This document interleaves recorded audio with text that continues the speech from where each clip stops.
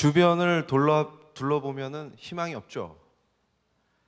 나라는 다 망한 것 같고 어디 감히 하나님의 은혜로 세운 이 한동대학을 포위해가지고 쓰러뜨리려고 아우성치는 것들을 보면은 갑자기 모발이 빠지죠. 그런데 우리 존경하는 박진성 목사님 말씀 속에 엄청난 에너지가 느껴졌는데 사실 오늘 어떻게 제가 하고 싶었던 얘기랑 역시 우리 하나님은 한 분이시기 때문에 그 오늘 제가 하는 게 세계관 전쟁이거든요. 이게 어떤 전쟁이냐? 여러분 지금 이 공산당들하고 주사파들하고 싸우려니까 힘드세요? 근데 인류는 항상 미쳐 있었습니다. 그러니까 제가 이 역사의 흐름을 보면서 안 미쳤을 때를 찾는 게 매우 어려워요. 그런데 저는 뭘 얘기하려고 하냐면 바로 통치입니다. 누구의 통치냐? 하나님의 통치예요. 그런데 어떤 세계관이냐? 그러면 철저하게 성경적 세계관을 가지고 하나님의 통치를 받는 거예요. 근데 바로 우리가 이것들을 다 역전시키고 살려내는 핵심 인물들이 되는 것이죠. 숫자도 필요 없습니다. 그래서 제가 어떤 세계관으로 어떻게 살아야 되는지, 그리고 여러분 보세요. 다 미쳐 있다가 역전의 역사가 일어나면서 반전이 일어나면서 하나님을 모르는 자들까지 복받는 그런 체제가 등장하는 게 어떻게 이 오직 말씀을 붙잡고 하나님의 통치를 갈망하는 사람들에 의해서 세상이 바뀌는지. 그래서 제가 오늘 한동대에서 좀 죄송한 얘기지만 Why not change the world? 이거를 비판할 거예요. 한동대 와서 왜 그걸 하냐? 근데 Why not change the world? 세상을 바꾸고 싶은데 정신 못 차리면 착한 짓 해서 바꾸고 싶죠. 택도 없는 얘기 하지 마요. 오늘 제가 자세한 얘기를 해드릴 겁니다. 어떻게 바꾸는 건지. 오직 답은 예수님밖에 없어요. 왜 그런지 제가 설명해 드릴게요. 자, 우리가 이 성경적 세계관으로 인간의 존엄성 지키기, 이게 뭐냐면 하나님의 통치가 우리를 통해서 땅에 실현되는 걸 제가 말씀드리는 거예요. 저걸 똑똑히 보세요. 지금만 미친 게 아닙니다. 이미 기원 전에도 미쳐 있었어요. 가장 인간이 나 똑똑해, 나 잘났어, 그럴 때 무슨 짓을 하냐면 우리가 보통 민주주의 얘기할 때 뭘 떠올립니까? 고대 그리스를 떠올려요. 아테네를 떠올립니다.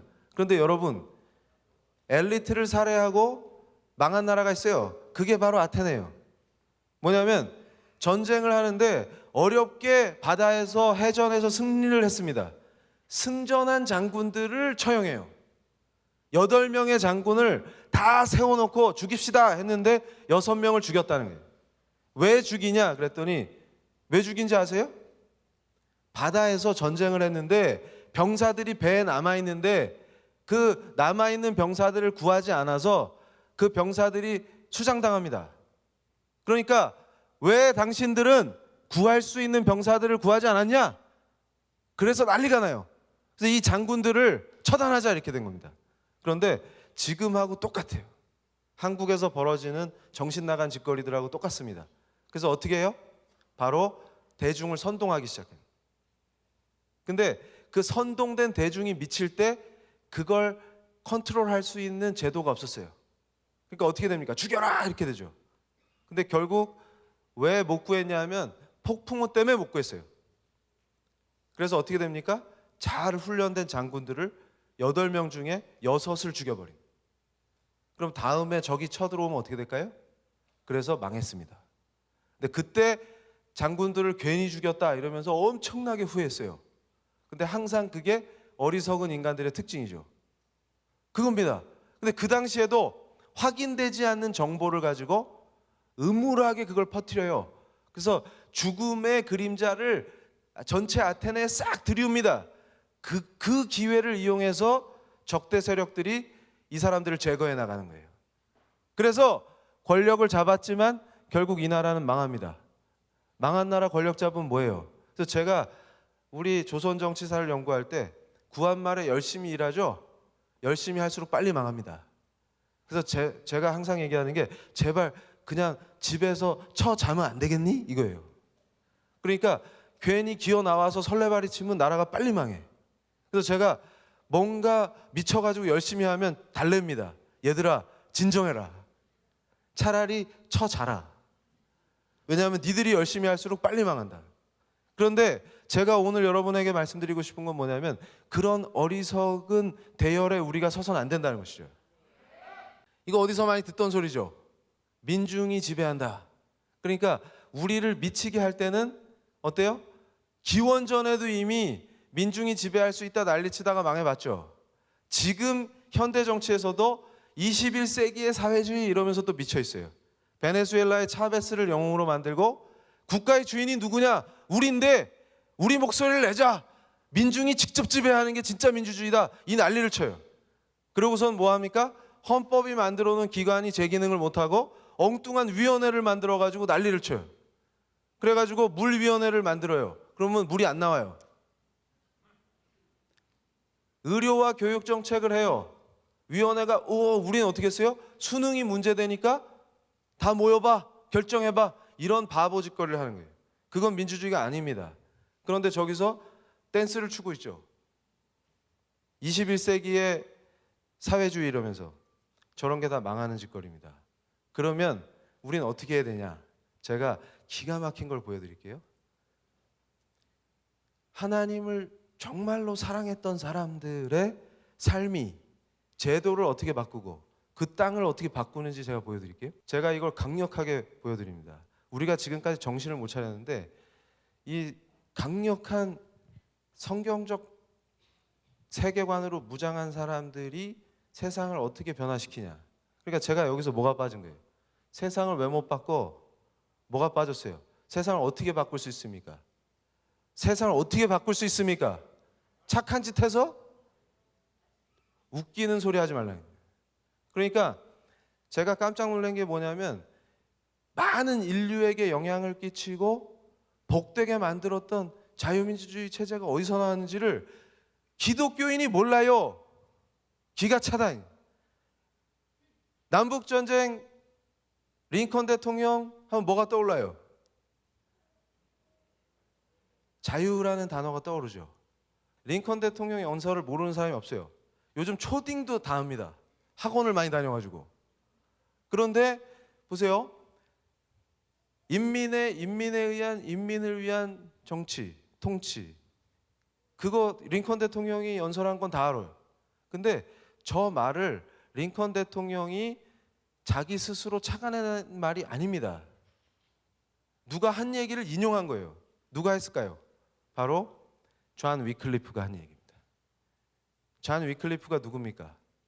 바로 말씀을 모국어로 번역한 사람이에요. 그러니까 제가 어디서 강의할 때 야, 저 당시에는 영어 성경을 만들면 죽는 거야. 그랬더니 왜요?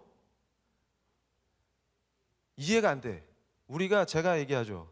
언제부터 은혜를 받냐면 교회 가려고 준비하면서 성경책 챙기죠. 이때부터 은혜의 도가니탕에 빠지는 겁니다. 왜냐하면 내 개인이 이 성경책을 소지할 수 있다는 것 자체가 이게 피의 역사예요.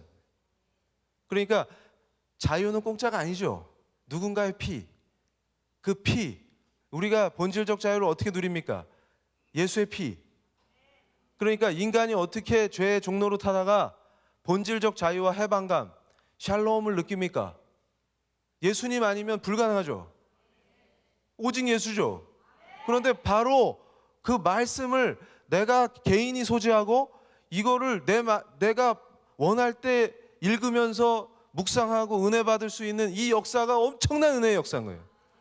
그 개인이 등장하지 않으면 하나님께 직접 기도드리고 하나님을 느끼고 말씀을 읽고 묵상하고 교회 와서 은혜 받고 하는 그 개인이 등장하지 않으면 자유민주주의는 불가능한 것입니다.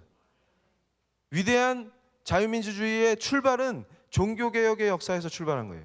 그러니까 존 위클리프라는 분이 모국어로 영어로 성경을 읽을 수 있도록 목숨을 걸고 번역을 했습니다. 그래서 그걸 개인이 소지할 수 있게 됐어요. 그럼 어떻게 합니까? 그게 걸리면 순교하는 거예요. 오늘 여기 모이신 분들은 이미 결단하셨죠? 겁쟁이 기독교는 기독교가 아닙니다. 물탄 기독교는 기독교가 아닙니다.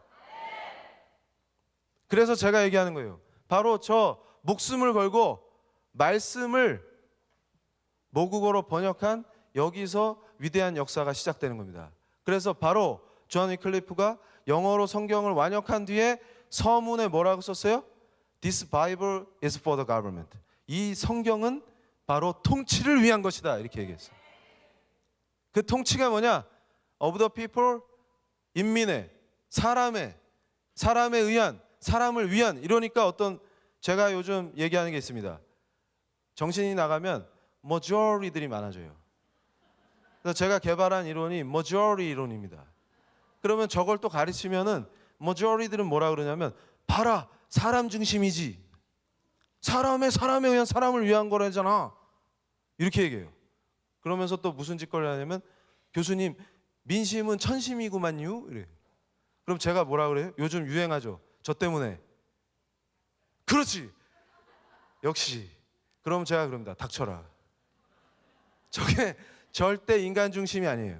절대 인간 중심이 아닙니다. 그게 무슨 말이냐면, 바로 하나님의 통치를 받는, 그러니까 세상 속에서, 세상에 물들지 않는 하나님의 통치를 받는 빛과 소금이 되는 그의 도구인 내가 서 있는 그 자리에서 왕 대신 그리스도의 주권을 선포하는 겁니다. 그 얘기를 하신 거예요. 그러니까 무슨 얘기냐면, 인간 왕이 필요 없습니다. 바로의 지배를 받는 노예가 아닙니다. 누가 구출하셨어요? 누가 자유를 주셨습니까? 하나님이신 거예요. 무슨 얘기냐면, 제가 저걸 공부하다가 너무 은혜가 폭발하는 거예요. 링컨이 미국은 어떤 나라여야 되느냐를 고민했습니다. 어떤 나라든 미국도 건국하고 70년쯤 됐을 때 사람들이 미쳤어요. 제정신이 아니었습니다. 왜 그러냐면, 나라가 너무 빠른 시간에 발전했어요. 그러니까 제가 항상 염두에 두는 게 뭐냐면, 하나님 아는 것을 대적하는 건방진 것들이 항상 등장합니다. 아, 내가 목구멍에 밥 좀 넘어가네, 냉면 먹다 혼나고 그런 바보가 되는 겁니다. 그래서 목구멍에 넘어가세요? 이러는 걸 듣고 있는 바보가 되는 거예요. 어떻게 목구멍에 밥이 넘어가게 됐는지를 잊어버리니까. 그래서 그를 뭐라고 부른다고요? majority. 그러니까 이 majority들이 뭘 놓치는 거예요? 이게 다 하나님 은혜였구나 하는 걸 잊어버려요. 그러면 건방을 떨고 하나님 아는 걸 대적하는 걸 열심히 합니다. 그럼 어떻게 돼요? 링컨 대통령이 엄청난 고민하는, 도대체 미국이란 나라의 정체성은 뭐냐? 어떻게 돼야 되느냐? 이걸 고민하신 거예요. 그 고민 속에서 뭐가 나옵니까? 바로 초심으로 돌아가서 루터와 칼빈이 나오기도 전에 이미 영어 성경을 완역해서 제자들에게 말씀을 철저하게 가르치던 존 위클리프가 왜 이 말씀을 통치를 위한 것이다라고 선포하고, 이것이 바로 우리 하나님의 도구된 우리가 그 서 있는 자리에서 그분의 주권을 선포하는 도구여야만 되는지 하는 것을 목숨을 걸고 설파하던 그 정신으로 돌아가는 것입니다. 그래서 위대한 신앙인들이 세운 미국이 어쩌다 이 꼬라지가 됐냐를 본질적으로 느끼는 것이죠. 그러면 어떻게 해야 되겠습니까? 다시 그 위대한 미국으로 돌이켜야 되는 거죠. 그러니까 뭘 얘기해요? 바로 그걸 얘기한 겁니다. 우리는 인간 왕이 필요 없어요. 그래서 제가 사무엘상을 읽다가 8장을 읽다가 저거랑 맞물리면서 너무 은혜를 받고 기뻤어요. 뭐냐면, 어리석은 백성들은 왕을 달라고 부르짖습니다. 사무엘이 기도하면서 슬퍼요. 하나님 뭐라고 하십니까? 왕을 달라고 기도하는 자들의 특징이 뭡니까? 내가 왕 되는 게 싫댄다, 이거죠. 그러니까 뭐예요? 왕을 달라. 그럼 하나님 걱정되시는 거예요. 너네 인간 왕은 항상 니들 등골을 빼먹고 니들을 힘들게 하는데 괜찮겠니? 사무엘이 표정은 못 봤어요. 근데 거기 보면 표정이 안 좋을 것 같죠? 그런데 기어이 그걸 달라고 하는 거예요. 보십시오. 링컨의 고민은 바로 그 본질, 하나님이 직접 통치하시는 그것을 실현시키고 싶은 겁니다. 미국은 그런 나라가 돼야 된다는 거예요. 그럴 때 가장 중요한 게 뭐냐면, 민심은 천심이구만요가 아니라 하나님이 법을 주시는 겁니다. 인간이 건방지게 모여서 여럿이 모이면 간땡이가 부어요. 우리는 오토매티컬리 죄를 짓기 때문에 그 개인이 죄 짓는 것도 무서운데 때로 모이면은 간땡이가 부어서 더 세게 하나님을 대적해요. 그러니까 민심은 천심이다 이렇게 떠드는 자들을 제가 제일 싫어합니다. 그럼 또 뭐라고 하겠어요? 닥쳐라. 왜냐하면 민심은 절대 천심과 하나님의 뜻과 양립할 수가 없어요. 인간들이 모여서 간땡이가 부으면 무슨 짓거리를 합니까? 금송아지 만듭시다 이거 해요. 그럼 다 죽는 거예요. 우리가 하는 짓이 모여서 하는 짓거리가 그겁니다. 그러면 법치가 왜 중요하냐? 룰 오브 러라고 하는 이것의 역사적인 본질이 어딨냐? 바로 하나님의 통치를 실현하기 위한 겁니다. 그걸 보여주셨어요. 룰 오브 러의 원조는 하나님 스타일입니다. 법은 우리가 모여서 이거 법하시다 하고 되는 게 아니라 하나님이 주시는 거예요. 그럼 그걸 우리는 받는 겁니다. 그러니까 저 정치 원리 속엔, 제도적 원리 속엔 뭐가 있어요? 하나님이 법을 주시면 그걸 기준으로, 철석같이 기준으로 삼아서 우리가 모여서 법을 만들 때 하나님의 법에 어긋나지 않도록 잘 법을 만들고, 사람을 믿을 수 없기 때문에 법에 의지해서 법이 통치하게끔 하면 그 법의 본질이 하나님이 주신 거기 때문에 하나님의 통치가 임하게 되는 것입니다. 그러니까 법치를 전제로 한 인간 왕이 우리를 구속하고 압제할 필요가 없이 모두가 너희들 다 자유야. 이제 바로에게 종로로 탈 필요 없어. 그걸 제도로 실현하는 게 자유민주주의의 시작이었고 위대한 종교개혁의 출발이었고 그걸로 이루어진 체제가 미국이라는 나라였습니다. 70년 동안 부패하고 타락하고 발전한 게 내가 잘나서 내가 똑똑해서 하나님의 은혜를 잊어버리고 패역한 짓거리를 하다가 바로 저 길로 돌아선 것입니다. 그럼 우리 대한민국 어떻습니까? 건국하고 70년쯤 돼서 이제 망할 위기가 왔어요. 이때 바로 우리가 정신 차려야 되는 게 저 통치입니다. 그러면 중요한 건 저놈이 문제가 아니라 내가 정말로 하나님이 통치하시는 내 영역에서 하나님이 부르시면 거기 서서 철저하게 하나님의 통치를 받고 말씀대로 살며 말씀이 얘기하는 세계관으로 무장하고 악한 것들과 대적해서 하나님의 주권이 선포되도록 살아나가는 도구인가? 그걸 점검해야 하는 것입니다. 그래서 그렇게 세워진 나의 영역에서 내가 순교의 각오로 바로 나의 왕이신 하나님이 통치하시도록 나를 통해서 그의 주권이 선포되도록 목숨을 걸고 살아나가는 것이 바로 우리들인 것이죠. 그래서 우리는 세상 속에 들어가지만 세상에 물들지 않는 빛과 소금과 같은 존재가 되어야만 합니다. 왜 저 악한 것들이 판을 치고 저 악한 것들이 우리를 포위합니까? 우리가 바로 그 역할을 못하면 거기서 기어 나오고 스멀스멀 곰팡이가 피고 악한 것들이 자라나는 것입니다. 제가 제 사역의 핵심은 외모죠. 지금 외모로 밀고 나가고 있는데 제가 20대 흑역사를 절대 공개 안 합니다. 근데 요새 하도 흉흉하니까 무슨 적군 묘지를 평화의 상징으로 기념을 한다는 등 이런 짓을 하니까 제가 SNS에 제 흑역사를 공개했어요. 그 2000년에 무슨 짓 했습니까? 우리가 적군을 잘 안장하고서 위령제 지내줬죠. 그게 MBC 뉴스에 나왔는데 거기서 목탁 친 사람이 누구예요? 접니다. 그래서 다들 그거 보고 깜짝 놀랐대요. 그래서 아니 교수님 지금이 훨씬 젊어 보이세요. 무슨 일이 일어난 겁니까? 이러는데 그래서 제가 항상 얘기합니다. 우리 하나님은 성형도 시켜주신다. 일부러 성형외과 가지 마라. 예수 잘 믿으면 성형도 해주신다. 산 증인이 여기 있습니다. 그래서 제가 거기서 위령제 집전한 자죠. MBC 뉴스가 증명합니다. 이러면 또 MBC 뉴스가 가짜 뉴스예요? 이정훈 교수 거짓말해. 경력 속여. 거기 나온 사람 저 맞죠? 아닌가 봐.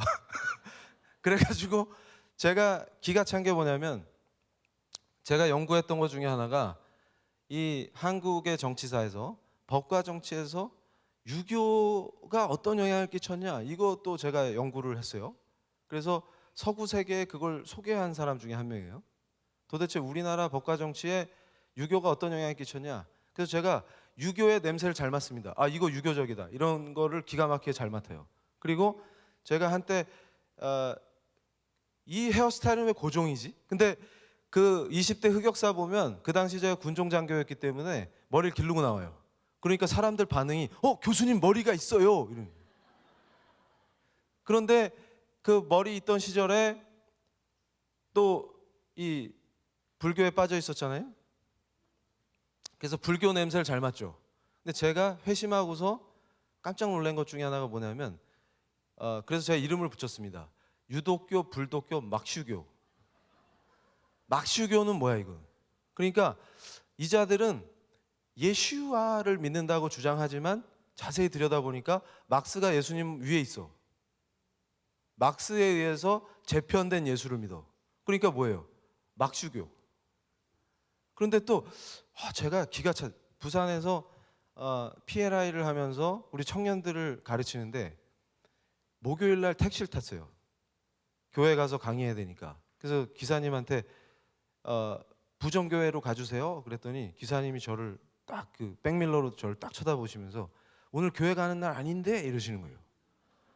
그래서 딱 보니까 이거 뭡니까? 핸들 위에 성경책이 조그만 게 딱 있어요. 그래서 기사님 교회 다니세요? 그랬더니 기사님이 딱 그러는 저한테 요새 짜증나서 안 나가 딱 이러시는 거예요. 그래서 저한테 근데 교회는 왜 가는데? 그래서 강의하러 가는데요. 그랬더니 저를 보면서 강의를 할 거면 똑바로 해야 돼. 그래서 그때부터 그분 설교가 시작됐어요. 그러면서 제대로 알고 똑바로 해야 돼. 이러면서 막 얘기하시면서 근데 왜 기사님은 교회를 안 나가세요? 그랬더니 짜증나서 이러시는 거예요. 그러면서 저한테 갑자기 그러는 거예요. 요즘 내가 유튜브에서 은혜를 엄청 받고 있어. 그래가지고 내 얘기인 줄 알고 보셨어요? 이랬더니 기사님이 딱 그러시는 거예요. 봤지. 근데 그분은 참 훌륭하시더라고. 뭐 어떤 점이 훌륭하세요? 그랬더니 자기가 엄청 존경한대요. 어떤 분이 나왔는데 그분이 무소유를 실천하고 계신대. 그래가지고 이건 무슨 소리지? 근데 무소유를 어떻게 실천하는데요? 그랬더니 아무것도 소유하지 않고 무소유를 실천하신대. 그래서 자기가 그걸 볼 때마다 너무 은혜를 받네요. 그러니까 그때 제 아내가 옆자리에 앉아 있었는데 주부들의 본능은 뭐냐면 그럼 살림은 어떡하지? 이게 궁금하잖아요. 그래가지고 그럼 가족들은요, 사모님은 어떻게 하세요? 그랬더니 그분이 딱 운전하시면서 그러니까 이혼을 했지 이러시는 거예요. 그래서 제가 뒤에 앉아 있다가 헐, 여기는 법정 스님파야. 그래서 소속이 바뀐 거예요 지금. 그러니까 지금 짜증나서 교회 안 다닌다 그러는데 제가 볼 땐 기사님 때문에 제가 짜증납니다 이렇게 얘기하면 맞을까 봐 얘기는 못하지만 그게 뭐예요? 불독교예요. 제가 깜짝 놀랐어요. 근데 굉장히 많은 사람들이 무소유파예요. 이거 뭔가 잘못됐다. 그러니까 뭘 믿는지도 몰라 자기가. 전 교회 다녀요. 근데 내용이 뭐예요? 무소유파야. 제가 또 놀란 거 뭐냐면 교인이라고 주장하는데 보니까 조직을 매우 유교스럽게 하고 활동을 유교적으로 해. 그러다가 고난이 닥치거나 어려움에 직면하면 무속이야. 해결책은. 그런 분들이 유독교입니다. 이제.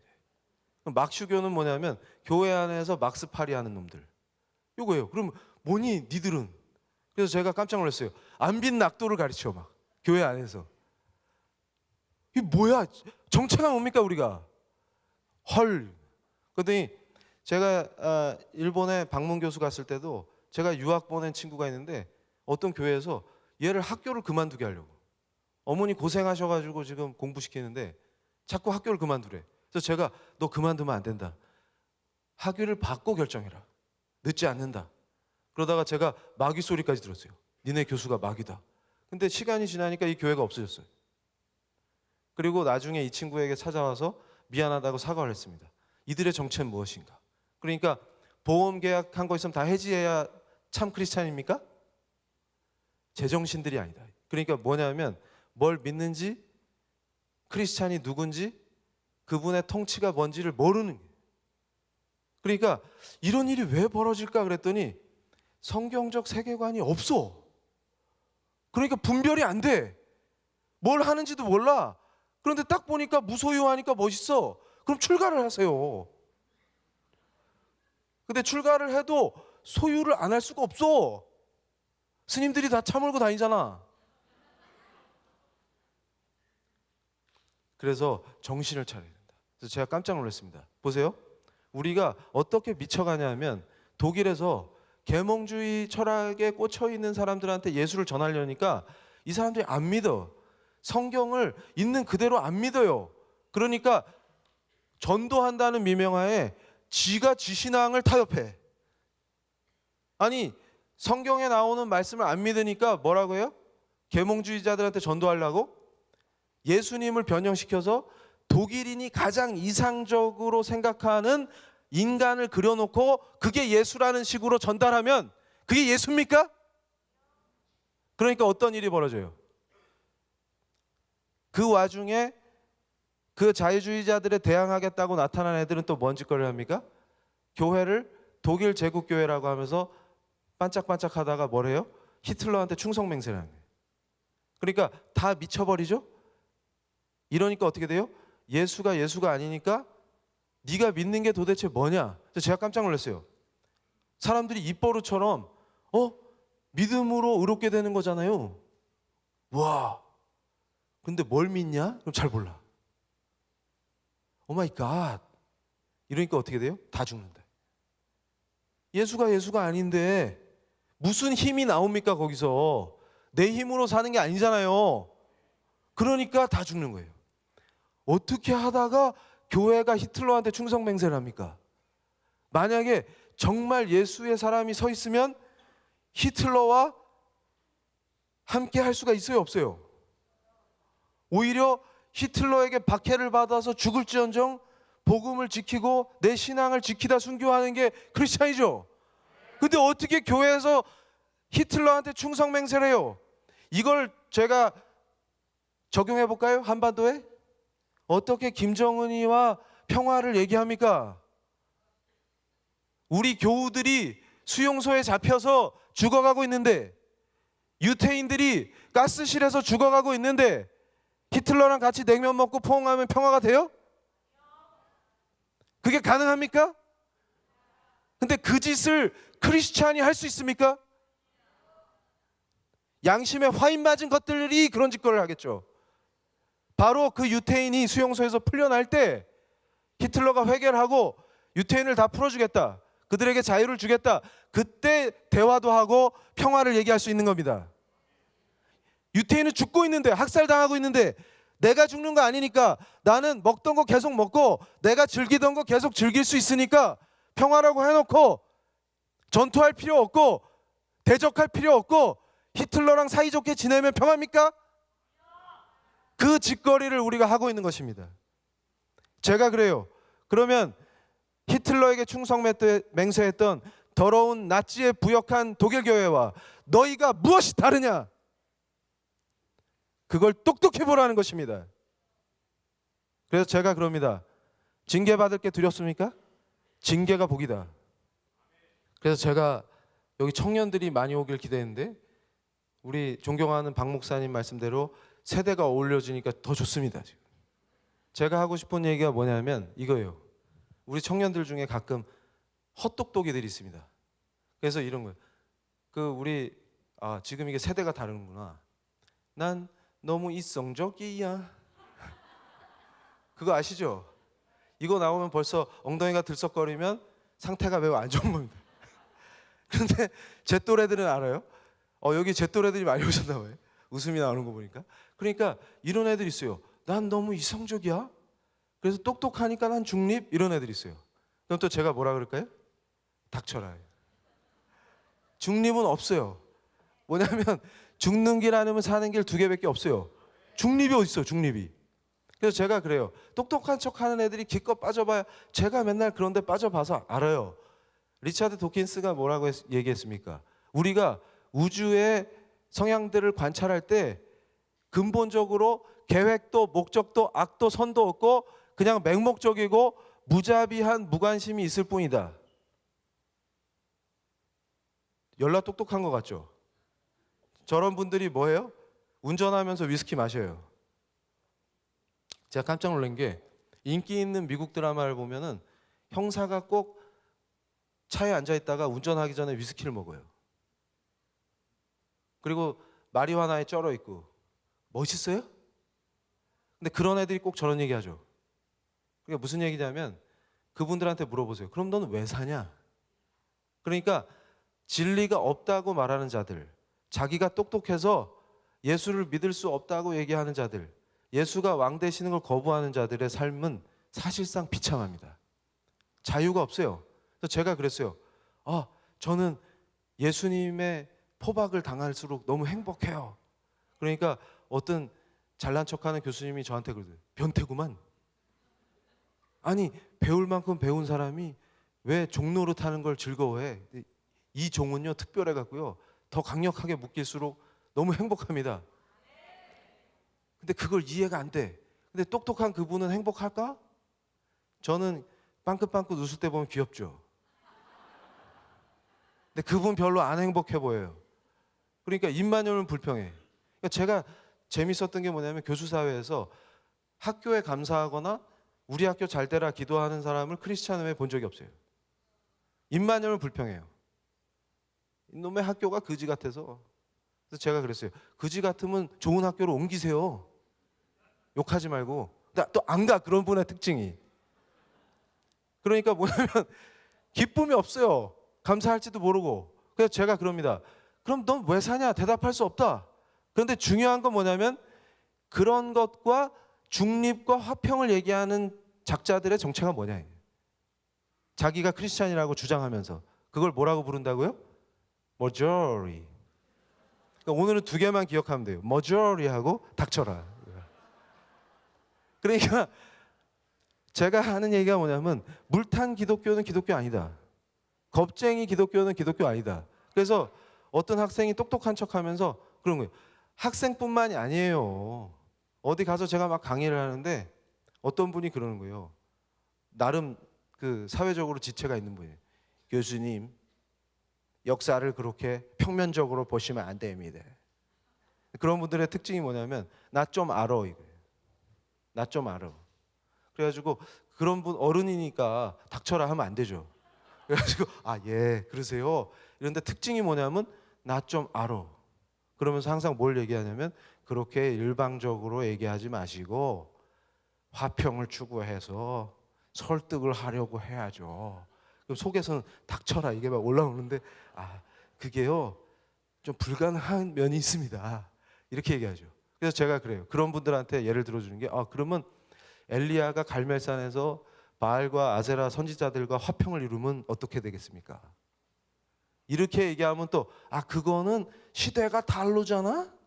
그럼 제가 그럽니다. 그러면 바울이 스토아 학파와 에피쿠로스 학파와 논쟁하면서 마르스산에서 화평을 이루면 어떻게 됩니까? 그걸 뭐라고 부른다고요? 미쳤다고 합니다. 미친 거예요. 그러니까 또 이렇게 가르치면 그러면 우리 교인들이 그리스도인들이 무례하게 하면 된다는 말씀이십니까? 또 이런 놈이 있어. 이런 애는 뭐라고 하면 됩니까? 더 majority. 그러니까 이걸 잘못 이해해갖고 절에 가서 오줌 누고 행패 부리면 그게 잘하는 짓이에요 지금? 그 바보지 그냥. 그러니까 제가 얘기하는 건 뭐냐면 우리 신앙에 중립도 타협도 없다. 그러니까 우리 파워는 어디서 나와요? 우리한테서 안 나와요. 그분이 나를 통치하시는 거예요. 내가 철저하게 말씀으로 무장해서. 예수님이 사단과 화평을 이뤄요? 예수님이 사단이 자꾸 테스트 하려고 그럴 때 화평하게 그래 떡도 만들고 케이크도 만들어 볼까? 이럴까요? 택도 없는 얘기 하지 말아요. 말씀으로 무장해서 물리쳐 버리는 겁니다. 그거요. 바울이 무슨 그리스 철학자들하고 화평을 이뤄요. 그래서 제가 얘기하는 거 오늘 제가 정확하게 가르쳐 드릴게요. 깜짝 놀란 게 뭐냐면 퀴어 신학이 설레발을 치는데 대장이 있어요. 테드 제닝스 박사라고. 이 양반을 돈 많이 주고 한국에 초대하는 모저리들이 또 있어요. 막 뭐 신문사는 이걸 또 대대적으로 하고. 근데 제가 연구하다가 뭘 잡아냈냐면 레비나스라고 하는 철학자가 있습니다. 오늘 또 이게 철학자 이름 나오면 갑자기 눈이 무거워지죠. 근데 제가 광선을 쏘기 때문에 눈이 부셔서 못 잡니다. 그런데 제가 깜짝 놀랐어요. 공부를 하다가 테드 제닝스가 퀴어 신학을 얘기할 때 깔고 있는 사상의 흐름이 있습니다. 뭐냐면 해체를 얘기하는 데리다가 로고스를 해체해버려요. 그러니까 성경을 파괴한 권위를. 근데 데리다를 들이대서 성경의 권위를 파괴하기 전에 전 단계로 뭘 등장시키냐면 바로 레비나스라는 사람이 유태인 출신인데 뭘 지적하냐면 구원파가 된 소위 종교개혁의 위대한 신앙을 한다는 사람들이 칭의를 잘못 이해해갖고 구원파가 돼 있어. 그걸 치고 나오는 거예요. 그래서 제가 깨달았습니다. 아, 우리가 제대로 참 신앙에 있지 못하면 빛과 소금이 될 수 없기 때문에 하나님의 통치가 나를 통해서 이루어질 수가 없죠. 그리고 그 틈을 타고 그걸 잡아먹겠다고 하는 악한 놈들이 불길처럼 일어나는구나. 그러니까 주사파 많아졌다고 욕하지 마세요. 주사파 욕할 자격이 없어요. 주사파를 키워내고 배양시킨 게 우리다. 그 환경을 만들어줬다. 그러니까 음습하면은 독버섯이 자라죠. 버섯을 친 게 누구예요? 우리가 아예 양식을 했어. 잘 자라라고. 근데 빛을 확 쬐버리면 다 죽어버릴 거예요. 근데 우리가 빛과 소금이 안 되니까 음습해지니까 어떻게 돼요? 독버섯이 자라는 거지. 그러니까 참 신앙이 안 되고 바울이 언제 구원파 되라고 한 적 있어요? 보니까 구원파네. 주님이 다 담당하셨으니까 난 자유롭게 죄를 질 거야. 이러면 뭐예요? 헐, 구원파 납셨네. 그래서 제가 그럽니다. 구원파에 등록해서 구원파 되는 게 아니야. 제정신을 못 차리면 구원파야. 주님이 담당하셨으니까 죄를 열심히 져요? 괜찮아? 이런 정신 나간 애들이 등장하면 어떻게 된다고요? 음습해지죠. 거기에 독버섯과 같이 주사파만 자라나는 게 아니라 온갖 하나님을 대적하는 세계관들이 자라나서 젊은이들을 삼켜버린다 그 말이에요. 그래서 제가 하는 말이 있어요. 정신 똑바로 차리자. 그래서 하나님의 사랑에서 정의, 히브리 말로 미슈파트입니다. 이게 너무 감격이 돼요. 그러니까 이게 철저하게 법적이야. 하나님의 통치는 정말 법적입니다. 그래서 법학자들이 우리 한동대니까 에릭 앤로 교수님 왔어요? 제가 너무 사랑하는 형님인데 로스쿨 원장님 계시잖아.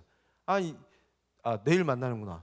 이 양반만 만나면 제가 막 혈기가 왕성해져요. 왜냐하면 이 법학자들이 같이 성경을 보면 그렇게 은혜해요. 왜냐하면 법을 아니까. 이게 법을 알면은요 성경이 너무 달콤해.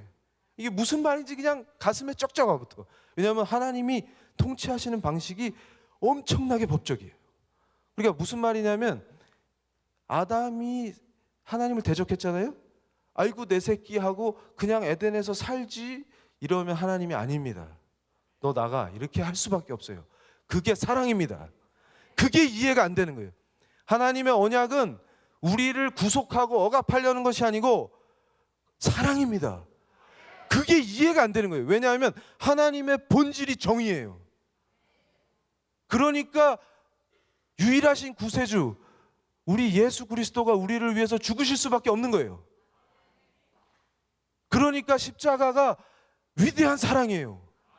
다 이루셨다 하는 그게 그냥 가슴에 와닿는 거예요. 그거구나. 그렇게 하지 않으면 우리를 구할 수가 없습니다. 이게 이해가 돼야 돼요. 그래서 제가 그래요. 이 법학자는 이거 말씀 읽을 때마다 은혜의 도가니 탕에서 미칠 것 같은데 모르겠냐 그거를. 그러니까 무슨 얘기냐면 사랑이 애가 지금 소아비만인데 소아당뇨인데 우리 아들은 초코파일 좋아해. 그러면서 한 박스씩 먹이는 건 미친 엄마지 사랑이 아니에요. 정신 나간 거지 그게. 그러니까 지금 악한 좌파들도 뭐라고 속여 먹습니까? 동성애는 사랑이니까 예수님 사랑이다. 누가 아니래? 품자. 그럼 어떻게 품을 건데? 그래서 제가 대구의 어떤 정신 나간 교회에 가서 강의할 때 비유를 들어줬어요. 하도 답답해가지고. 시내에 음란업소 사장님이 교회에 왔어요. 그럼 그분을 어떻게 사랑해드릴까? 불경기인데 구역별로 나눠서 일주일에 2번 현금으로 꼭 애용해 주세요? 그게 사랑이에요? 그게 사랑이에요? 제정신이 아닌 거지? 그러면 뭐래요? 예수를 전해야지. 예수님이 누군지 알면 그 앞에 무릎을 꿇게 됩니다. 그러면 그 짓거리를 못해요. 그러면 그 전날까지 영업 잘 하다가도 매출이 올랐네 이러다가도 다음날 문 닫습니다 스스로. 그게 사랑이에요. 그게 죄를 짓고 있으면, 동성애가 죄인지 알면 예수를 전해서 죄 짓는 걸 포기하게 만드는 게 사랑이지. 죄책감을 덜어주는 이론을 만들어서 너 동성애 짓 해도 괜찮아. 그래서 양심에 화인 만든 놈들로 만들면, 그런 이론을 개발하고 성경을 왜곡하고 말씀을 왜곡해서 담대하게 죄짓게 만들어주면 그게 사랑입니까? 정신을 차려야 된다. 그러면서 그래요. 아니 난민도 오겠다면 다 받아줘. 사랑이야. 그래서 어떤 정신 나간 분이 그러더라고요. 이 기회를 이용해서 우리가 복음을 전할 수 있지 않습니까? 그런 사람한테 그래요. 옆집 아줌마부터 전도하세요. 본인이 개종 안 하면 다행입니다. 본인 신앙이 개떡 같은데 예수를 당신 보면 안 믿겠다. 믿으려고 하다가도. 근데 무슬림들한테 그걸 전해요?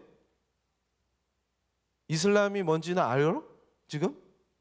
옆집 아줌마도 전도 못하는 주제에? 당신 동네, 제가 그럽니다. 우리는 아직도 승리에 목마릅니다. 히딩크 정신. 거기서 만족하면, 16강에 만족하면 안 돼요. 무슨 얘기냐면 아직도 이 한반도에 우리 동족이, 이 대한민국 안에 사는 사람 중에 4분의 3이 예수를 모르고 있어요. 전도해야 합니다. 한 명이라도 더.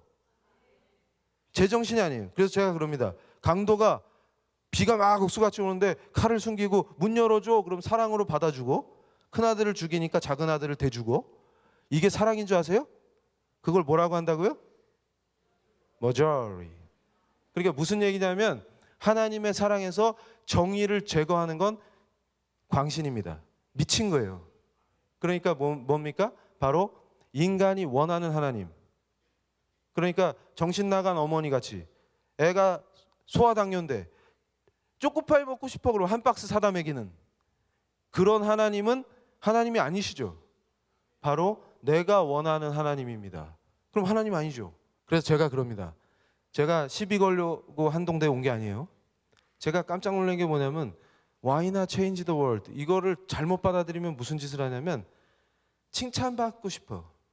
그래서 제 제자 중에 하나가 있었어요. 예수를 안 믿어서 제가 저기 그 미얀마 난민들 모여있는 난민촌에 데려가서 봉사를 시켰는데 치앙마이에서 방콕으로 오는 기차 안에서 같이 침대차에서 같이 오는데 저는 예수쟁이들이 나쁜 사람들인 줄 알았어요. 개독인 줄 알았는데 어려운 데 가면 꼭 예수 믿는 사람이 있더라고요. 이제 뭔가 느꼈어. 저도 한번 믿어볼랍니다. 이렇게 마음을 열었어요. 그래서 제가 너무 행복했어요. 근데 얘가 나중에 뭐에 빠지냐면 봉사 중독에 빠지는 거예요. 그러니까 뭔 얘기냐면 근데 네팔 이렇게 어려운 나라만 찾아다니면서 봉사 중독에 빠진 거예요. 그래서 얘 왜 이럴까 그랬더니 가만히 봤더니 이게 나 착하지? 칭찬받고 싶어. 그러니까 그게 뭐냐면 자랑하고 싶어요. 내가 누군지. 그리고 뭡니까? 그 어려운 분들을 도울 때 우월감을 느끼는 거예요. 자기도 모르게. 그래서 제가 그랬어요. 야, 얘 또 죄다 이거. 너 상태가 안 좋다. 근데 이해를 못하는 거예요. 교수님, 전 선한 일을 하고 있었는데요. 닥쳐라. 선한 게 아니다. 뻘짓이다, 뻘짓. 네 자랑하려고. 그러니까 증거가 뭔지 아니? 모르겠는데요. 네가 착한 일하고 다닌 게 네 입에 붙었다. 네 자랑이네. 자랑할 거는 예수님밖에 없다. 언어가 바뀌어야 된다. 그랬더니 바꿔갖고 왔어요. 또 뻘짓이다. 이해가 안 돼. 이게 이해가. 그러니까 무슨 얘기입니까? 칭찬받고 싶죠. 그렇게는 세상이 절대로 안 바뀐다. 세상을 바꾸고 싶냐? 예수밖에 답이 없다. 그러니까 잘나고 멋있게 보이고 싶어요. 그러니까 자빨짓을 하는 거예요. 막스를 들이대면 멋있어 보여요? 그래서 막시우교가 되는 거예요. 나중에는 뭐예요? 막스가 더 높고 그 다음에 지가 높고 예수님은 그 밑이야. 팔아먹는 데 사용하는 거지 예수님이 왕이 아니에요. 그러니까 제가 깜짝 놀란 게 공부를 하다가 하나님 아는 것을 대적하는 세계관들의 특징이 뭐냐 그랬더니 전부 예수님을 공격하는 거예요. 모든 공격이 예수의 포커스가 맞춰져 있고 그분이 왕 되시는 걸 참을 수 없다는 겁니다. 그러면서 뭘 꼬드기냐면 네가 왕 하세요를 얘기해 주는 거예요. 조금 있다가 제가 말씀드릴 건데, 그러니까 삭개오가 변화되는 순간을 저는 너무 환희에 차서 봤어요. 왜냐하면 제가 삭개오 같은 놈이기 때문에. 그러니까 제가 뭘 알았냐면 나는 법학자인데 내 전공이 법철학인데 법의 본질이 뭐다 이거 대학에서 강의하는 자인데 저는 솔직히 고백합니다. 뭘 고백하냐면 법을 지킬 수 없는 한심한 자인 거를 알아버렸어요. 그러니까 제가 깜빵에 안 간 거는 제 인격이 뛰어나서, 제가 범죄를 안 저지른 거는 제 인격이 워낙 훌륭해서가 아니고, 학식이 뛰어나고 인격이 훌륭해서가 아니고 은혜라는 걸 알게 된 거예요. 이게 다 은혜였구나. 그러니까 우리는 바로 그런 인간이라는 거를 인식하게 돼요. 내가 삭개오 같은 놈이었구나. 그러니까 의인들과 잘난 놈들은 삭개오를 심판하고 싶죠. 지가 심판하고 싶죠. 나는 삭개오가 아니니까. 그러면 삭개오 세워놓고 죽창으로 심판하고 싶죠. 그게 인민의 특징입니다. 근데 그렇게 하면 세상이 바뀌는 게 아니라 삭개오 다음이 네 차례가 되는 거예요. 그래서 의인들이 혁명을 하면 시체가 산으로 쌓입니다. 인류 역사에서 의인들이 혁명을 하면 항상 시체가 산으로 쌓이는 원리가 거기 있어요. 죄인을 처단하다 보니까 몰살시켜야 돼. 인류가 멸종될 때까지 해야 됩니다. 그러니까 제가 그래요. 야, 혁명하고 싶냐? 삭개오를 처단하고 싶냐? 인민재판하고 싶냐? 다음이 네 차례라는 것만 알아둬라. 제가 그래요. 정신 나간 사람들이 성경책을 손에 들고 선거 때 저한테 그래요. 교수님, 의인이 누굽니까? 왜요? 의인 뽑으시려고? 네. 그러면 그건 왜 들고 다녀요? 장식이에요? 그거 좀 읽어봐요. 들고 다니지 말고. 거기 다 나와요. 의인이 없다고. 나한테 물어보지 말고. 선거 때 의인을 찍어요? 성경책을 들고? 헐. 그러니까 정신을 차려야 돼요. 정신을. 그러니까 제가 제일 이해가 안 되는 게 그런 사람이에요. 예를 들어서 전공이 원자력이야. 원자력공학이야. 원전을 살려야 돼 지금. 국가 에너지 정책을 망치고 있어. 근데 문재인은 좋아. 그게 문제다. 이게 이해가 안 되냐? 이러면 또 편향적이십니다. 그러니까 제가 그러는 거예요. 크리스찬이 갖는 본질적 정치의식이 뭐냐? 그 얘기를 하는 거예요. 예를 들어서 이불은 복음 통일을 얘기해. 근데 시진핑은 괜찮아. 제가 시진핑 별명을 붙였어요. 쉰찐빵이라고. 그래서 쉰찐빵. 그러니까 뭐냐면 이 쉰찐빵 형님이 교회를 막 폭파시키고 지가 막 십계명을 고치고 이러고 앉아 있는데 나는 세계 선교를 할 거야 이러면서 쉰찐빵은 괜찮아. 이게 말이 되는 얘기예요? 그러면 예를 들어서 지금 우리가 사학을 지켜야 됩니다. 우리가 기도로 세운 한동대학을 지켜내야 됩니다. 이건 그냥 하나의 대학이 아니에요. 그 갖고 있는 상징성이 있습니다. 많은 권사님들이 눈물로 기도하시고 그렇게 해서 세워진 학교예요. 이걸 어떻게 적들에게 함부로 휘둘려지고 무너지고 박살나도록 내줍니까? 있을 수가 없는 일입니다. 우리는 반드시 승리해서 지켜낼 것입니다. 그런 각오가 있어야 돼요. 그러니까 뭡니까? 종교의 자유, 우리 신앙의 자유를 억압하겠다고 법을 만들고 정책을 만드는 놈을 지지하면서 대학을 지키겠다는 게 말이 됩니까? 정신을 차려. 정신. 그래서 제가 그럽니다. 그러면 도대체 이 우리 위대한 개혁신앙의 세계관의 기초가 뭐냐? 모든 법의 본질, 창조 질서를 부정할 수 없다. 그래가지고 김땡땡 교수 이런 자들이 하나님의 정의와 공의를 팔고 다녀서 제가 공개적으로 강의하면서 뭐라고 얘기했습니까? 창조 질서를 부정하는 자는 하나님의 정의와 공의를 입에 담을 자격조차도 없는 것이다 이렇게 얘기했습니다. 모든 법의 출발이자 모든 하나님의 통치와 질서의 본질이 어디 있습니까? 그분이 창조하신 창조 질서와 그분이 목적하신 창조 목적에 있는 것입니다. 성경은 그 자체로 권위를 가져야 합니다. 그러니까 우리의 세계관 속에 그게 완전히 우리 뇌를 장악하고 있는 게 아니라 반사적으로 우리 세포를 다 장악하고 있어요. 반사적으로 나는 하나님이 우리 주님이 창조 주시고 그 피조물이고 나는 그분의 도구고 내 삶의 목적은 명확하다. 이게 분명해야 합니다. 그러니까 어떻게 돼요? 타협이 불가능해요. 그러니까 결국 죄라는 게 불순종의 결과다. 그리고 유일하신 구세주는 오직 예수님이시다. 그 외에는 답도 없고 길도 없고 방향도 없고 세상을 바꿀 길이 없다. 그러면 저 타락한 자본가들이 미워요. 세상을 어떻게 바꾸고 싶습니까? 예술 전해. 삭개오가 예수님 뭐라고 하셨어요? 너와 함께 하겠다. 예수가 누군지 알아버렸습니다. 제가 그 감격을 잘 알아요. 나쁜 놈이었기 때문에. 바로 무릎을 꿇고 눈물이 철철 나고 내가 죄 지은 거를 몇 배로 갚고 싶고 화인 맞은 놈에서 양심이 회복되는 것입니다. 그러면 어떻게 돼요? 삭개오가 바뀌었어요. 그러면 그가 한 행위가 바뀝니다. 법을 초월하는 도덕성이 나와요. 삭개오 자신으로부터는 절대로 그런 도덕성이 나올 수가 없습니다. 제가 이 시대의 청년들에게 하는 얘기가 있어요. 네가 진짜로 선하고 싶으냐? 네가 정말로 바른 자가 되고 싶으냐?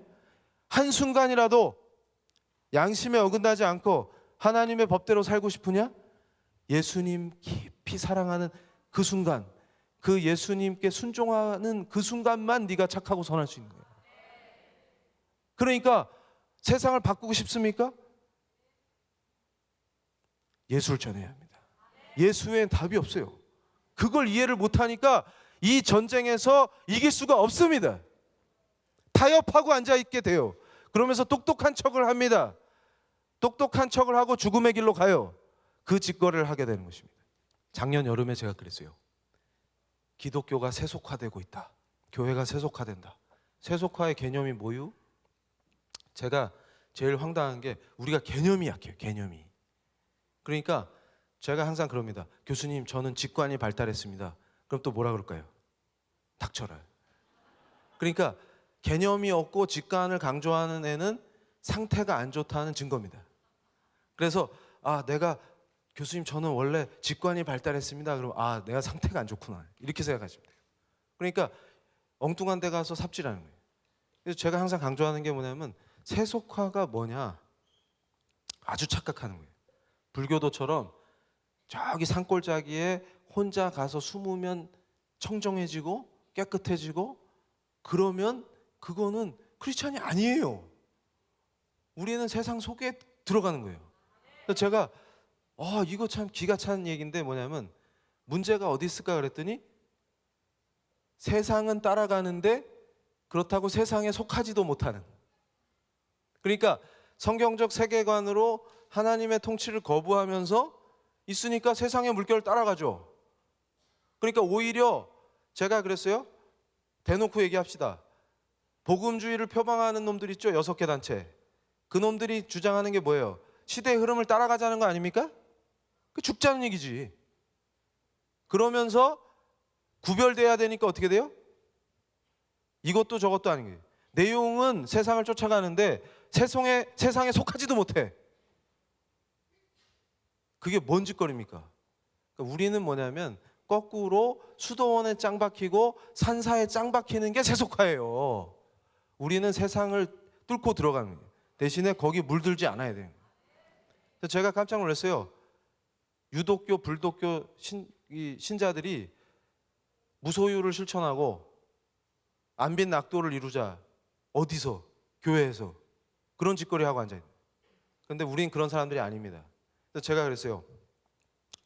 마이클 호튼이라는 개혁주의 신학자가 베버는 신학적으로 오해를 한 것 같다 이렇게 얘기해서 제가 그랬어요. 호튼 박사님이 베버를 이해 못하신 것 같습니다. 왜냐하면 사회과학적인 관점에서 베버가 한 얘기가 그게 아니에요. 이분이 오해한 게 맞아요. 또 이상한 소리 하니까 좀 또 갑자기 눈이 무거워지고 뒷골이 땡기고. 그런데 어려운 얘기 안 하겠습니다. 죄송합니다. 그래가지고 제가 뭘 얘기하냐면 우리 청년들이 저 가운데 사진에 저분이 제가 요즘 엄청 저분 때문에 살맛이 나는데 CEO예요. 사업가인데 이게 철저하게 말씀 중심의 신앙을 기초로 진짜 자기 사업이 하나님께 바쳐져야 된다 이러면서 사업을 해요.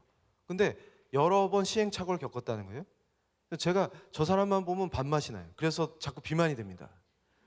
근데 저분이 하는 얘기가 뭐냐면 지금까지 우리가 뭔가 착각하고 있었던 게 하나님의 비즈니스다 이런 얘기하면서 세상적으로 성공한 방식을 쫓다가 결과가 좋으면 말씀 몇 줄 붙여가지고 하나님의 비즈니스라고 했구나. 그걸 깨달은 거예요. 그래서 어떤 교회에서 제공하는 프로그램이나 그런 것들이 그런 의미였구나 이렇게 이해를 했다는 거예요. 그래서 저분이 뭘 하냐면 이 철저하게 성경적 세계관이 자기 사업장에서 실현되는 거를 점검하고 체크하면서 전 직원이 함께해요. 그러니까 놀라운 변화들이 일어나요. 근데 제일 큰 변화는 뭐냐면 본인이 사업을 하면서도 행복하다는 겁니다. 이게 참 훌륭한 원리구나. 제가 저 빵 만드는 저분 있잖아요. 저분을 너무 또 사랑하는데 저분이 기가 막혀요. 뭐냐면 실패의 달인이에요. 실패의 달인. 그러니까 뭘 차리면 망하는. 그래가지고 7번을 망했대요. 근데 제가 맨날 그런 사람들 있잖아요. 우리 교회가 바로 서려면 네 거 내 거가 없는 공동체가 실현돼야 됩니다. 근데 나한테 네 주머니 있는 거 다오 그러면 다 싫어해. 안 줘요. 그럼 누구 걸로 할 건데? 근데 제가 깜짝 놀란 게 뭐냐면 진짜로 예수님을 사랑하는 사람들이 공동체를 이루니까 주님 안에서 형제자매가 되니까 네 거 내 거가 진짜로 없어지는 거예요. 그래서 망해서 돌아온 고향 교회로 돌아온 저분을 지금은 엄청난 분이 됐는데 사랑으로 감싸주고. 그러니까 제가 이런 얘기하면 또 그래요. 저기 또 똑똑한 분들 있잖아요. 뒤에서 딱 다리 꼬고 또 그 소리야? 예수 잘 믿으면 돈 잘 번다고? 그럼 또 제가 뭐라 그럴까요? 닥쳐라. 끝까지 들어봐라 좀 제발. 그러면서 저한테 꼭 그런 애들 있어요. 교수님 시스템이에요. 시스템 같은 소리 하고 있네. 그래가지고 제가 그럽니다. 저분이 7번 망했는데 받아주는 데는 고향 교회밖에 없는 거예요. 그러니까 목사님이 사랑으로 밥 사 먹이고 다독거리고 이러면서. 그랬더니 이제 어떤 저 작은 도시인데 거기 대학이 하나 있어요. 대학 안에 구내 카페에 공간을 만들어주고 너 여기 와서 빵 만들어라 이렇게 하신 거예요. 그러니까 저분이 뭐라 그랬냐면 아니 가서 보니까 카페도 좁은데 저까지 가서 거기서 빵을 만드는 건 도저히 못하겠습니다. 이러니까 권사님이 너 여기 와서 빵 안 만들면 앞으로 너를 안 보겠다. 그래가지고 시작해가지고 엄청난 사람이 됐어요. 그래서 제가 깜짝 놀랐습니다. 저 매장에서는 사람들이 싸워요. 모녀가 딸은 막 그러는 거예요. 엄마한테 엄마 나 무슨 빵 먹고 싶어. 그럼 엄마가 야단칩니다. 여기는 네가 먹고 싶은 빵을 고르는 데가 아니야. 빵이 있을 때 집어 이렇게. 그래가지고 저기서 알바하는 여학생이 저한테 그래요. 교수님 변비가 뚫렸습니다. 빵 먹고. 뭔 변비가 뚫려. 그런데 저분이 어떤 분이냐면 제가 깜짝 놀랐어요. 당신 위그노다 이렇게 얘기해 주니까 너무 기뻐요. 위그노가 뭔지 몰랐다가 이론이 중요하지 않다 그러면 또 공부를 안 하니까 그런 얘기 하면 안 돼. 또 직관에 의지하려. 근데 저분은 엄청나게 뜨거워요. 근데 뜨겁다는 게 뭐냐면 철저하게 주님의 통치를 원합니다. 그러니까 제가 깜짝 놀랐어요. 진짜 위그노의 출현이야. 하나님께 바치는 빵을 만들겠다는 거예요. 그러니까 한치도 게을릴 수 없어. 철저합니다. 근데 신기한 게 뭐냐면 인간의 몸에 좋지 않은 재료를 안 넣겠다는 결단이 있어요. 그리고 저분이 엄청 기도하는 속에 제가 그 진심을 느낀 게 뭐냐면 자기가 있는 그 도시에 자기 빵을 사는 누군가가 그 빵을 사가지고 집에 돌아가서 식구들이 모일 거 아닙니까? 빵을 놓고 그때 그 하나님의 사랑과 행복을 느꼈으면 좋겠다는 거예요. 그걸 계속 기도합니다. 제가 엄청 감동을 했어요. 그러니까 그런 하나님의 사람들이 서 있고 그런 교회가 그 도시를 바꿔버린 거예요. 아, 위대하다. 이게 신앙이다. 그러니까 뭐냐면 진실되게 그 빵을 사간 그 가족이 그걸 나눌 때 그 행복과 하나님의 사랑을 느꼈으면 좋겠다는 그 기도로 빵을 만들어요. 아, 제가 감동을 했습니다. 그러니까 저분이 그렇게 하니까 어떻게 돼요? 그 빵을 사랑하게 돼요, 사람들이. 그러면서 청년들에게 일자리를 만들어주고, 제가 그걸 보고 야, 이게 진정한 그리스도인이 있으면 안 믿는 자들까지 복을 받는구나, 이걸 깨닫게 된 거예요. 그 도시가 바뀌는구나. 그러면서 저 끝에 예쁘게 웃고 있는 부부 있죠? 제가 저 부부를 너무 사랑해요. 어째 그렇게 예쁘게 웃고 있냐. 그러니까 제가 깜짝 놀란 게 뭐냐면 저분들이 과일 사업을 하시는데 그 이상한 프로그램에서 이 성공한 상인들을 취재하는 프로가 있었나 봐요. 근데 시청자도 느끼고 취재하던 사람들이 느꼈다는 거예요. 다른 팀들은 돈을 많이 버는데 뭔가 돈에 끌려다니고, 그게 뭐예요? 돈의 노예가 되는 거지. 돈을 벌고 싶은데 사업이 성공하는데 돈의 노예야. 그러니까 제가 그런 거예요. 예수님이 왕 되는 게 싫으냐? 그럼 너는 뭔가의 종로로 타고 있을 거다. 그러니까 길은 두 개밖에 없다니까요. 그리고 돈이 좋은 놈은 돈의 노예질을 하는 거고, 명예가 좋은 놈은 명예의 노예질을 하는 거죠. 근데 저분들은 주님이 왕 되시면 그게 아니에요. 그러니까 저걸 제작한 PD가 감동을 한 게 뭐였냐면, 제가 직접 들었어요. 다른 분들은 엄청난 노동의 강도가 엄청나겠죠. 돈 잘 버는 사람들이 일을 많이 하잖아요. 근데 집에 돌아오면 벌써 이 뭔가 생명이 없이 푸석푸석한 느낌이 나는데, 저분들은 항상 뭔가 생명이 우러나는 것 같더라. 그리고 일을 다 마치고 탈진할 것 같은데 아이들이 달려오면 굉장히 밝게 웃으면서 아이들을 사랑해 주는 걸 보고 이게 가짜가 아니구나 하는 걸 느꼈대요. 그런데 차이가 뭔가 그랬더니 예수님이 계신 거예요. 아, 이거예요. 그러니까 저분들의 모습을 보고 예수 믿고 싶다고 나오는 사람들이 엄청나게 많아지는 거예요. 이게 마태복음 5장 13절에서 16절 말씀이 이거구나. 빛과 소금이 된 삶을 보고 사람들이 네가 믿는 하나님 나도 한번 믿어보자, 이렇게 됩니다. 그러니까 우리가 거꾸로 주객이 전도돼서 놀부가 제비다리 부러뜨리듯이, 아이고 나도 돈 좀 벌어보고 싶어서 비책을 배우러 가면 저분이 그런데요, 예수를 믿어라. 그래서 돈 벌고 싶어서 말씀 읽다가 필 받으면 그게 은혜예요. 그래서 제가 이 전체적 흐름 속에서 우리가 세계관이 왜 중요하냐, 이걸 얘기하는데 갑자기 낙태 얘기를 해야 됩니다. 왜냐하면 이 모든 현상 속에서 같이 돌아가는 거예요. 그러니까 저는 그래요. 우리 교인들 중에 착각하는 분들이 있습니다. 낙태는 낙태대로, 동성애는 동성애대로 분야별로 싸운다. 물론 전문적인 영역에서 싸울 수 있어요. 왜냐하면 성경적 가치관을 공격하는 것들과 우리는 대적해야 되니까. 그런데 큰 흐름 속에서 그 성경적 가치관을 지키고 하는 그 과정에서 이게 이해된 상태에서 전투를 벌여야 된다. 그러니까 무슨 얘기냐면, 자, 어떻게 해서 도대체 낙태가 범죄가 아닌 게 될 수 있느냐? 낙태가 범죄가 아니라고 선포하는 나라의 정체가 뭐냐? 그걸 지지하는 사람들의 정체가 뭐냐? 이게 바로 세계관 전쟁과 밀접한 거예요. 제가 얘기해 드릴게요. 뭐냐면 인권을 위해서 더 이상 존엄할 수 없는 존재가 됩시다예요. 이게 무슨 말이에요? 이게 어떤 역설이 느껴지십니까? 원래 인권이 존재하는 이유는 뭐예요?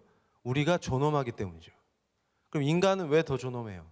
다른 생명체보다. 왜 더 존엄합니까? 그래서 제가 지금 낙태 관련해서 논문을 준비하고 있는데, 크리스찬 법철학 교수가 이 시대에 침묵할 수 없다. 낙태를 용인할 수 없다. 뭔가 얘기를 해야 돼요. 근데 제가 깜짝 놀란 게 뭐냐면 교회 내에서 페미니즘 운동하는 자들이 믿는 페미? 뭐 이런 걸 만들어가지고 제가 그거 보고 뒷목 잡고 쓰러질 뻔했어요. 낙태했더니 하나님이 칭찬하셨다. 우리가 지금 그 지경이 돼 있습니다. 근데 이런 게 어떻게 가능하냐 지금. 그럴 때 제가 생각을 했어요. 아, 인간이 인권을 얘기한다는 것은 인간이 존엄하기 때문에 인권이 가능하고 존재하는 것이죠. 근데 생명이 존엄하지 않는데 인권을 얘기해요. 그러니까 낙태를 할 수 있는 게 인권이라는 거야. 이게 가능한 얘기냐? 그런데 여러분 보세요. 미국에서도 정신 나간 사람들이 낙태가 범죄가 아니라는 방향으로 만들어가기 위해서 갖은 노력들을 펼쳤습니다. 근데 문제가 뭐가 생겼냐면 자궁절개술로 꺼낸 내용물. 그래서 제가 물음표를 딱 해놨죠. 그게 내용물이에요? 이 생명이 나왔는데 얘가 나와서 살아있는 거예요. 그러니까 무슨 얘기냐면, 그래서 저 박사님이 기소됐는데 결국 무죄 판결을 받았죠. 그러니까 저는 뭘 묻고 싶으냐면, 여러분이 그 생명이 어떤 시술 방식에 의해서 엄마의 몸으로부터 나왔을 때 일시적으로 생존해 있는 것을 목격했다는 거예요. 근데 그런 게 이미 1972년에 27건이나 보고가 됐습니다. 그리고 이 중에 살아남은 애는 입양도 됐어요. 그러니까 무슨 얘기냐면, 누가 그 생명을 죽일 수 있는 권리를 줬습니까? 제가 지금 웃고 있지만 웃는 게 아니에요. 지금 웃는 게 아닙니다. 지금 안 웃으시는 거 보니까 심각한 지금. 이걸 보셔야 됩니다. 제가 깜짝 놀랐어요. 인권을 위해서 더 이상 우리는 존엄할 수 없습니다. 이게 무슨 뜻이냐? 조금 어렵죠? 요걸 이해하셔야 돼요. 이 예수님을 공격해서 네가 왕대라고 하는 수많은 세계관의 부르짖음, 제가 그걸 몇 개로 요약해 드릴 건데, 그 부르짖음의 핵심이 뭐냐면 인권을 얘기하지만 더 이상 너는 존엄한 자가 아니다.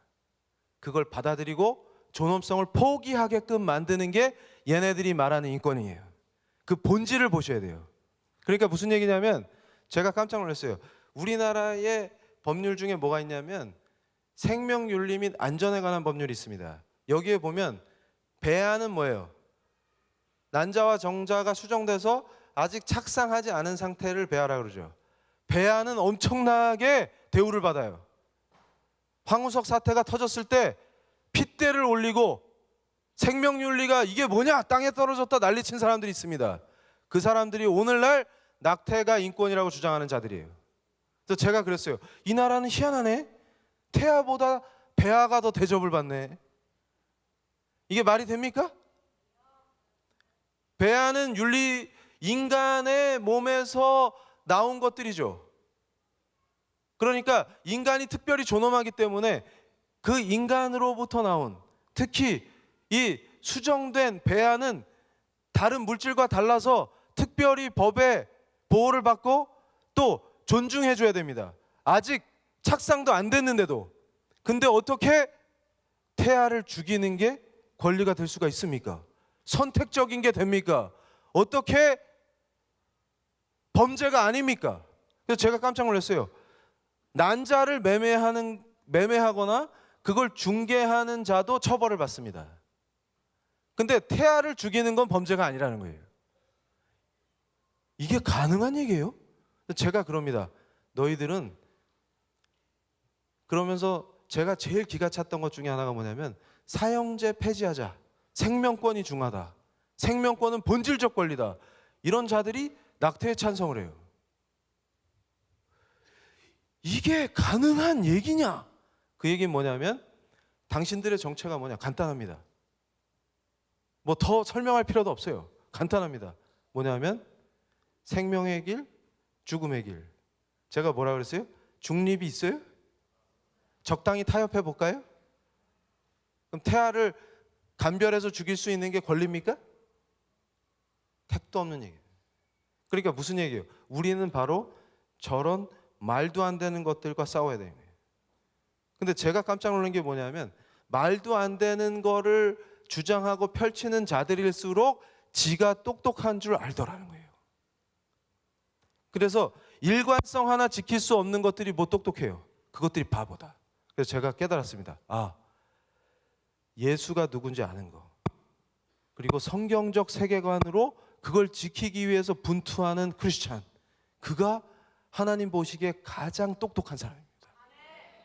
우리는 지금 눈에 보이는 거에 끌려다니는 사람들이 아니에요. 그래서 제가 이 말씀을 읽고 묵상하면서 너무나 은혜를 받았던 게 뭐냐면 바로 인권의 출발, 우리가 누리고 있는 헌법이 보장하는 이 권리의 출발이 위대한 종교개혁과, 종교개혁이 뭐예요? 본질이 바로 말씀 중심의 신앙을 회복하는 겁니다. 진짜 신앙을 회복하는 거예요. 그러니까 어떻게 돼요? 바로 하나님께서, 창조주께서 우리를 그분의 형상으로 창조해 주셨다는 그 엄청난 진리 안에서 우리가 존엄한 존재가 된 것입니다. 그것을 법으로 보장하고 제도로 만들었더니 많은 사람들이 자유를 누리고 내 존엄함을 지킬 수가 있었습니다. 그런데 바로 너는 존엄하지 않아. 그래서 제가 그럽니다. 어리석은 자들에게, 만약에 시체는 사람이에요, 아니에요? 시체는 사람이에요, 아니에요? 이미 죽었죠? 근데 만약에 시체를 함부로 훼손하면 범죄입니까, 아닙니까? 범죄죠. 근데 살아있는 태아를 죽이는 게 범죄가 아닙니까? 기독교인이라고 자칭하는 자가 거기에 동의할 수 있습니까? 그런 폐악한 시대를 살고 있는 것입니다. 본질이 뭐라고요? 너는 더 이상 존엄할 수가 없다. 그래서 제가 깜짝 놀랐어요. 뭐냐면 인간이 가장 존엄한 순간이 언제냐면 합당하게 주님을 경배할 때들. 그걸 알았습니다. 그러니까 교회에 출석해서 바로 그 자리에서 말씀을 듣고 설교를 듣고 집에 와서 그 말씀을 복습하고 합당하게 나의 주님께, 나의 왕께 경배와 찬양을 드리는 그 순간이 가장 존엄할 수 있는 거예요. 그게 이해가 된 거예요. 아, 그러니까 이게 같이 맞물려 있구나. 우리 주님은 합당하게 찬양과 경배를 받으셔야 되는 분이고, 인간이 피조물인 내가 그분께 그걸 바치고 드릴 때, 내 삶으로 그걸 드릴 때 내가 가장 존엄한 존재가 될 수 있구나.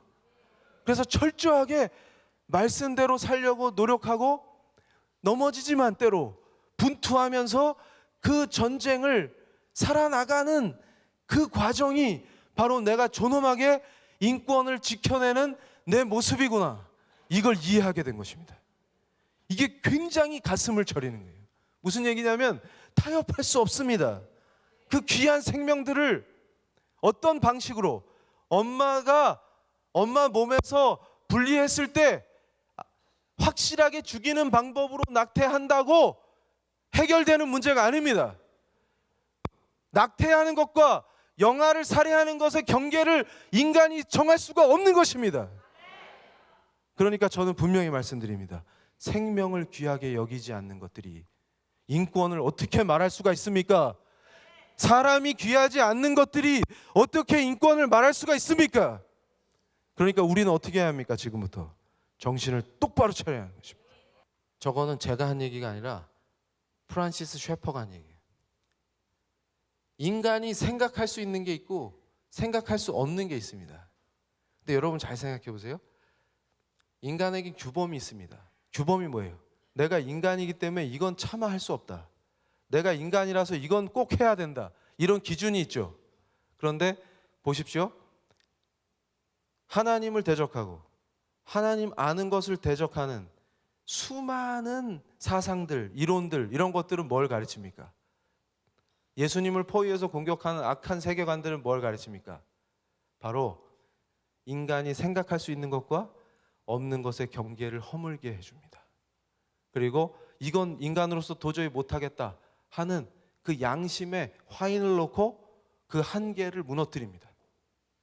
그러니까 어떻게 돼요? 내가 차마 인간으로서 동성애는 못하겠다.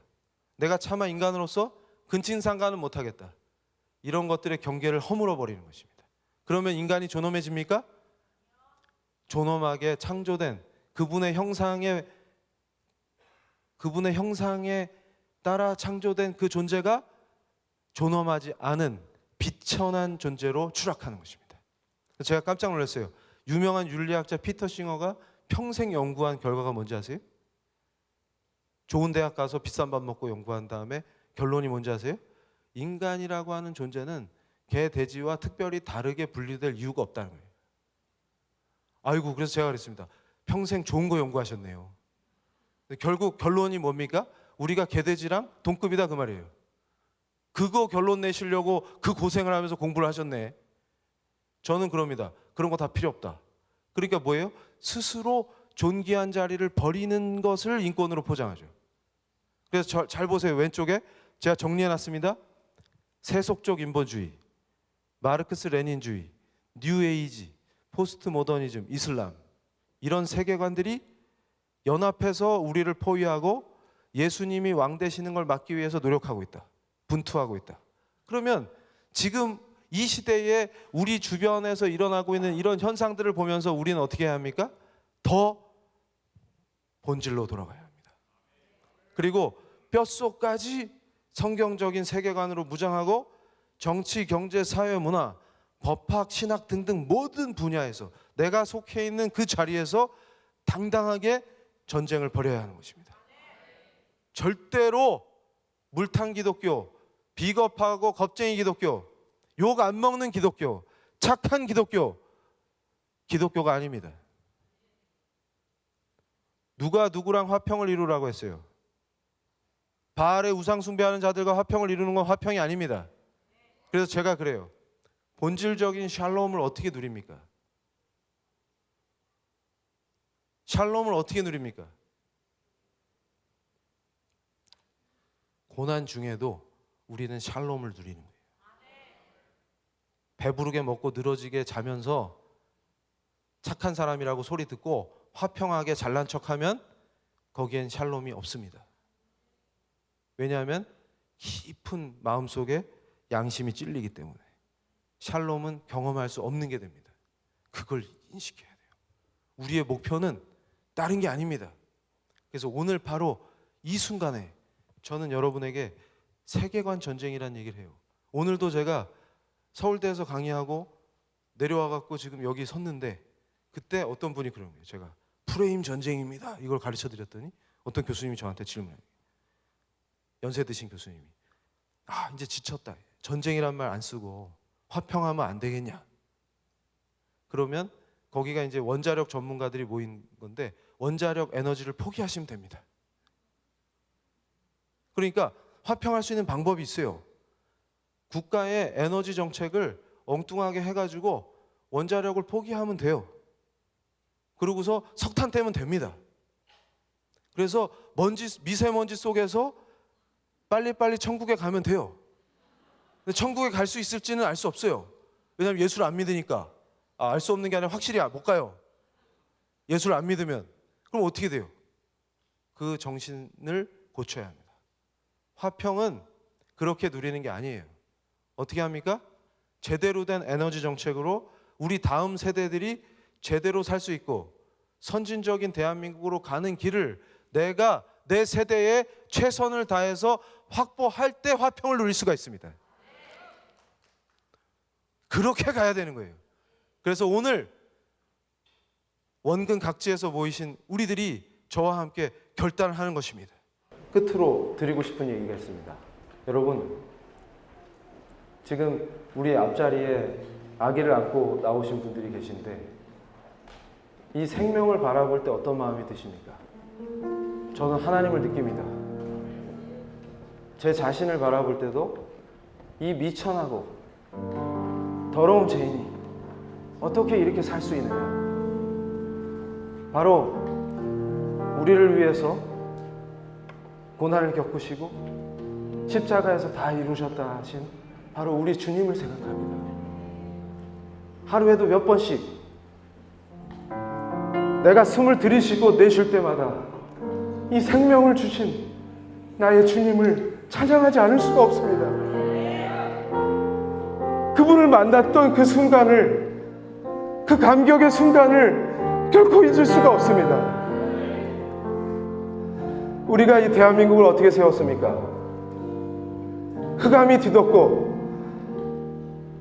식민지의 노예가 돼 갈 때도 예수 믿고 변화된 사람들은 결코 포기하지 않았습니다. 바로 우리 왕 되신 주님이 늘 우리와 함께 계시기에 어떤 절망이 찾아오고 어떤 고난이 다가와도 우리는 이겨낼 수 있었습니다. 지금 이 시대에 하나님의 은혜로 세워진 이 대학에서, 그것도 우리 주님이 주신 그 뜨거운 사랑과 예수님께서 가르쳐 주신 그 가치를 대한민국과 전 세계에 펼쳐나가겠다고 하나님의 은혜로 세워진 이 대학에서, 이 캠퍼스에서 음란을 인권으로 둔갑시키고 하나님을 대적하는 것을 가르치고 그 악기 판치는 이 대학에서 우리는 물러서지 않을 것입니다. 오히려 어려움이 닥치고 우리가 핍박을 받고 고난이 오면 올수록 우리는 더 강해질 것입니다. 그리고 더 뜨겁게 나의 왕 되신 주님을 찬양하고 경배할 것입니다. 한치의 물러선도 없이 더 뜨겁게 그분을 향해 부르짖을 것입니다. 주님, 얼굴을 보여주시옵소서. 우리가 회개합니다. 이 더럽게 무너진 땅에서 우리가 가슴을 찢으며 당신께 회개를 드립니다. 주님, 용서하여 주시옵소서. 우리를 불쌍히 여겨 주시옵소서. 기독교 대학을 지켜주시옵소서. 당신이 가르쳐 주신 것이, 당신의 말씀이 우리를 통하여서 전 세계로 퍼져나가게 하여 주시옵소서. 아버지, 저 북녘 땅에서 당신을 찬양할 수도 없고 당신을 경배할 수도 없고 당신의 말씀을 가지고 있다는 이유만으로 학살당하는 사랑하는 우리 교인들이 있습니다. 그들을 해방시켜 주시옵소서. 우리가 그들을 잊어버렸습니다. 배부름에 취해서, 죄가 주는 기쁨에 취해서 그들을 위해서 기도하지 못했습니다. 아버지, 우리를 용서하여 주시옵소서. 악한 것들과 손잡고 화평을 누리는 것이 잘난 것이고 똑똑한 것이라고 배웠습니다. 우리의 더러운 죄를 용서하여 주시옵소서. 더러운 우상이 모두 불타서 소멸되게 하여 주시옵소서.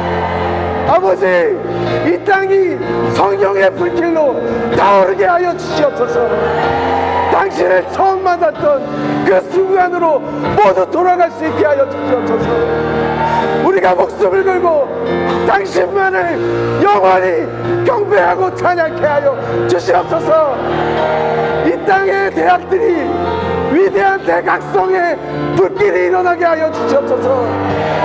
이 땅의 지식인들이 하나님을 대적하는 것으로 높아진 것을 회개하고 오직 예수, 오직 말씀, 오직 은혜, 그 본질로 돌아가게 하여 주시옵소서. 아버지, 이 대한민국을 고쳐주시옵소서. 역대하 말씀 7장 14절이 실현되게 하여 주시옵소서. 이 폐역한 땅을 고쳐주시옵소서. 당신께서 얼굴을 보여주실 것을 믿습니다. 우리를 구원하신 영원하신 우리 왕 예수 그리스도의 이름으로 기도드렸습니다.